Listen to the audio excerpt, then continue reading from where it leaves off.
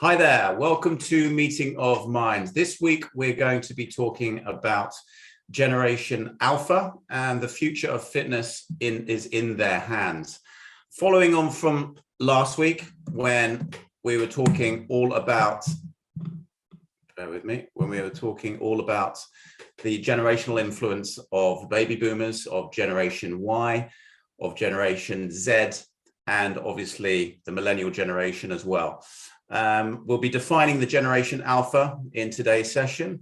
We'll be looking at what makes the screen ages tick, the behavioral trends of Generation Alpha in terms of their sports, fitness, and gaming preferences. We'll be looking into the metaverse and the partnership between fitness and gaming in the metaverse. We'll also be looking at the move to earn models, which are being brought in. And we'll be looking at how you can adapt to the times in terms of your fitness training business to really revolutionize and keep ahead of the rest on that. So let's recap on the generational influences so far. We all know from the last Meeting of Minds that fitness and well-being and what it stands for is different for every generation, with contrasting consumer behaviors, influences, and attitudes. As human beings, we demand different training approaches to achieve our fitness goals as we age. You might find that your millennial clients don't understand the importance of mobility and breathing exercises, or your older generation clients are mystified by the exuberance of high-intensity interval training and taking selfies at any given moment. Just to recap on a quote by Jennifer Pippin, a fitness marketing expert, there are major differences in how we speak to each generation. As we've seen, different business models are more compatible with certain generations. One-to-one training models are ideal for the older gens, baby boomers, and Generation X, who generally have more free time and disposable income. Small group training, on-demand, and subscription-based classes are ideal for the younger generations, the millennials and Generation Z, those on the go, tech savvy, and trying to make their way in the world with mounting responsibilities, as we all know. We can target the collective with an integrated hybrid approach to your fitness business, offering opportunities to exercise online or in real life. Ultimately, the success of our fitness and well-being business comes down to grasping and understanding these characteristic trends so we can evolve and adapt to the future market. Today, Meeting of Minds will be focusing on the new generation coming through, Generation Alpha, who will arguably have the biggest impact ever on the future of the fitness industry. So who are Generation Alpha? Ashley Fell, a social researcher and the co-author of Generation Alpha, described them as this: the impacts of COVID, economic, social, educational, psychological, will leave lasting marks on this young generation. They will value family more, admire everyday superheroes, and see work from home as a normal way of life. The name Generation Alpha was coined by the Australian social researcher and futurist Mark McCrindle in 2008, defining the age group born from 2010 onwards. They're a group not to be taken lightly, with already around 2.5 billion in the world, set to be the largest generation in history, with researchers predicting that in 2030, they'll be at 11% of the global labor market. So being aware of their full potential going forward, especially for our fitness businesses, is absolutely invaluable. Also termed the screen ages, Generation Glass, and the Alphas, they're currently at the start of their school lives. So how on earth do you think we can predict how they'll influence our industry? Well, firstly, by analyzing their demographics, characteristic behaviors, and influences during their short lives. Alphas typically have older parents, a culturally diverse mix with smaller families, more wealth, and longer life expectancies. They've been heavily influenced by their predecessors, Generation Z, and in many ways resemble them. But their unique experiences, particularly of the COVID pandemic, have molded their attitudes and character. So what makes these screen ages tick? Alphas are without doubt the most technologically advanced generation ever and represent digital natives. They will have never known a world without social media, mobile technology, artificial intelligence, virtual reality, or augmented reality. Fueled by the lockdowns in the pandemic, they have honed their skills at using tech to enhance their quality of life and are in essence also digital masters. Generation Alpha feel a deep responsibility to reverse the environmental damage of past experiences, primarily down to the fact that they're the ones to be directly affected. So going green and working towards going net carbon zero are high on their agenda. Their role models are changing significantly. They're becoming increasingly exposed to examples of real life kids and people who are inventors, trailblazers, and entrepreneurs on YouTube, rather than the mythical characters we used to live up to growing up. This is giving rise to kidpreneurs who have ownership, authority, and influence in the realms that they operate, and fundamentally have influence over other age groups from a very young age. The alphas are growing up fast, learning from their siblings and the generation gone before, and having access to knowledge so early in their life has meant they'll give most adults a good run for their money when they start working. This is a picture of my little girl just to illustrate how much they are dominated by their phones, by the tech, and she is nearly 3. So let's look at behavioral trends. What are the sports, fitness, and gaming activities and the behavior of Generation Alpha? When it comes to leisure time, Generation Alpha are consumed by the digital world. And it's hardly surprising being introduced to the planet at the same time as the emergence of Instagram and the iPad. Play has taken on a whole different meaning. Gaming for most is their go-to method of relaxation, and socializing heavily influenced by the lockdowns in the pandemic. Roblox, Minecraft, FIFA, and Fortnite Brawl, as I know too well. Owning digital assets is commonplace, and the emergence of virtual reality, especially with gaming, is taking the world by storm. Big brands are getting in on the act. Nike, Adidas, Under Armour, all of them have branded skins inside the digital arena, and there's huge investments being made in the new virtual reality world that is the metaverse. However, live sports participation is thankfully and remains the rescue remedy from the screen time. School sports, after-school clubs, and weekend sports participation reign high, largely to the parents' overwhelming desire to foster good mental and physical well-being habits.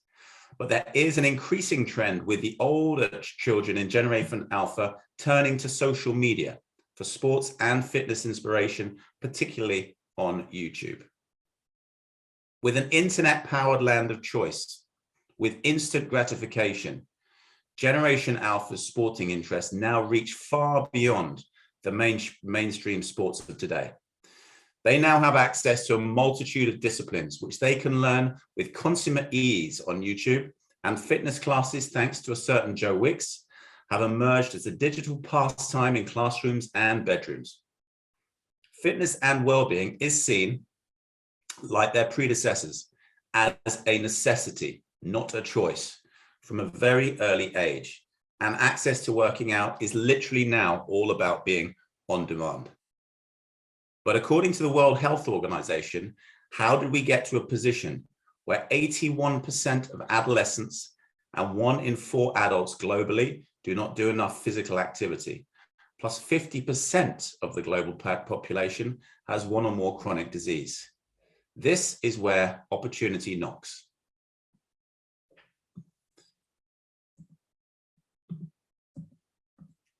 A partnership made in the metaverse.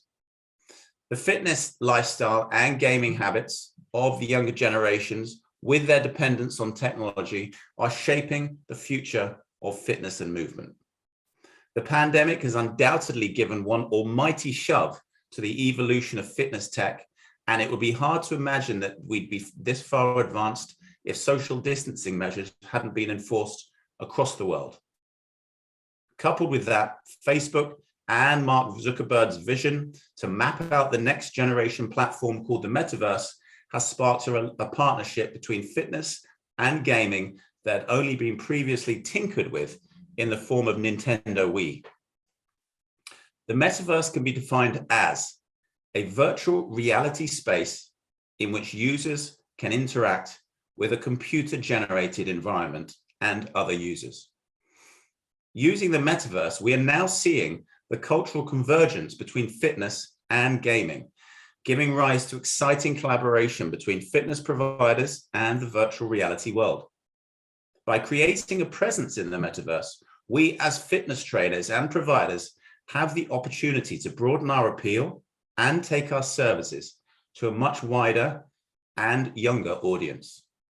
Soon, just like we're able to offer the convenience of virtual gyms in the comfort of our own homes through digital channels like the Spott, we'll have the potential to be on demand and appear wherever we and our clients wear virtual reality headsets in whatever language we require. It means we as trainers will be confronted with a myriad of opportunities if we're prepared to innovate and evolve.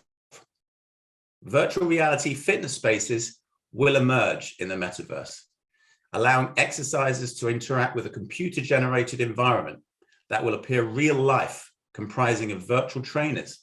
Yet when the VR headset is taken off, they'll be at home. But here lies the first challenge.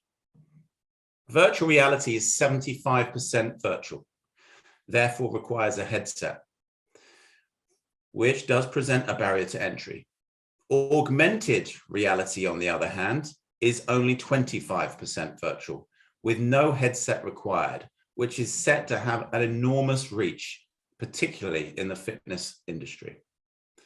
According to a Statista global survey, between 2007 and 2012, global smartphone shipments saw a compound annual growth of 42.8%.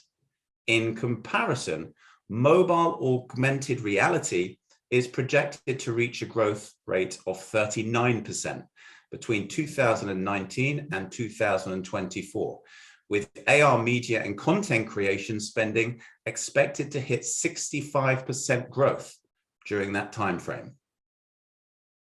From a societal perspective, we'll be able to reach out to and transform gaming from a sedentary activity into a form of workout, which will have huge health implications, particularly to the vast majority of inactive individuals. But how can we entice gamers who've never exercised before to become active participants? This is where the move to earn model comes in. The race to get people addicted to fitness through gaming is already using a move to earn model, whereby games use wearables to track players' movements so they can literally earn rewards as they move. The movers and shakers in this emerging market are companies like MetaGym, StepIn, Sweatcoin, and OliveX, who reward cryptocurrency by completing in-game tasks like walking or completing a workout. MetaGym is the first exercise to earn gym in the metaverse, using metaverse avatars known as MetaGym buddies to perform fitness challenges and log health behaviors in return for cryptocurrency, which can buy digital things like NFTs or non-fungible tokens. So how do we adapt to these times as fitness trainers? And how will this affect your business? These are not overnight changes. We're already seeing the domination of wearable devices within the fitness industry, being in the top 3 of the Fitness Trends survey the last 4 years running. They will only become more popular with the integration with gaming. Generation Alpha are already bracing trackers to measure activity level and sleep, as I know full well from my Christmas list with my kids. And the Gen Zers are addicted to measuring stats about their fitness and their well-being. Being able to offer the personalized approach will not only enable smooth business transitions for us as trainers with regarding to the evolving metaverse, but will appeal to the younger groups coming through as well. This will add longevity to your business, increase client retention, and reduce churn. Looking beyond that, the Well-to-Do 2022 Consumer Wellness Trends Report highlights the need for fitness providers to embrace the notion of exertainment as a means of staying relevant to the young generations. Gamification is an essential element to make exercise fun. One of the underlying principles of the Spott was to gamify the workout experience.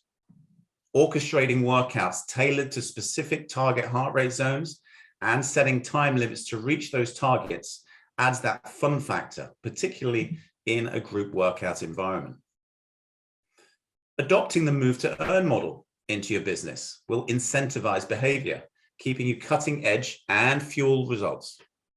Offering rewards to clients who hit 10,000 steps a day, who burn 500 calories in a 45-minute workout, complete 3 personal training sessions a week for a month, or simply tune in to one of your group exercise classes in the week. In the metaverse, these rewards are digital at the moment, but it's just a matter of time before real prizes come into the reckoning as competition hots up. The overwhelming message here is to be ahead of the game. In summary, if you'd like to appeal to the tech-savvy, up-and-coming gaming generations and evolve with the times, focus your time on these 8 key aspects that count. Personalization. Personalizing the client experience is absolutely essential. Tracking activity levels, diet, sleep, heart rate, and heart rate variability. Secondly, gamify the workout experience, whether that be in a one-to-one or group setting, particularly using the Spott. Incentivize working out with the earn to move model. Promote mental health in parallel with physical health. Promote green values. Offer the on-demand services. Be open to a different price structure with Generation Alpha and the younger generations. And really be present on YouTube, because absolutely every young person nowadays goes onto YouTube. More importantly, and the closing thought here is keep innovating and keep evolving. Soon the fusion of the real world and the virtual world will be a seamless collaboration accessible to all. Next time, we'll be focusing on the best ways to optimize your business online. Thank you so much for listening, and I will see you next time.